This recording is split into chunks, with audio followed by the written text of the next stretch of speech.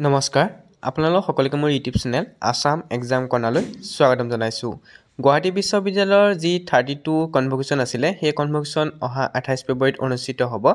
এতিয়া আপোনালোকে এই কনভোকেশ্যনৰ জৰিয়তে যি অৰিজিনেল সাৰ্টিফিকেট আছে সেয়া এপ্লাই কৰিব পাৰিব যিসকল ছাত্ৰ-ছাত্ৰীয়ে গুৱাহাটী বিশ্ববিদ্যালয়ৰ অধীনত থকা কলেজবোৰৰ পৰা আপোনালোকৰ যি ডিগ্ৰী আছে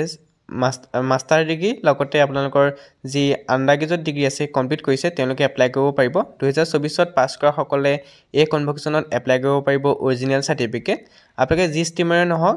আৰ্ট সায়েন্স কমাৰ্চ যি ষ্ট্ৰীমাৰে নহওক সকলোৱে এপ্লাই কৰিব পাৰিব যিসকল ছাত্ৰ-ছাত্ৰীয়ে 2024 বৰ্ষৰ বা 2023 22 তেনেকৈ দিব ডেটটো এতিয়ালৈকে দিয়া নাই যিসকলে পাছ কৰিছে তেওঁলোকে এই অৰিজিনেল সাৰ্টিফিকেট এপ্লাই কৰিব পাৰিব 28 ফেব্ৰুৱাৰীত অনুষ্ঠিত হ'ব বুলি কৈছে কনভোকেশ্যন অনলাইন এপ্লিকেশ্যন হয়তো আপোনালোকৰ জানুৱাৰী প্ৰথম সপ্তাহতে আৰম্ভ হ'ব গতিকে যেতিয়া অনলাইন এপ্লাই আৰম্ভ হ'ব তেতিয়া আপোনালোকক মই জনাই দিম গতিকে আপোনালোকে কনভোকেশ্যনৰ জৰিয়তে আপোনালোকৰ যি অৰিজিনেল সাৰ্টিফিকেট আছে সেয়া এপ্লাই কৰিব পাৰিব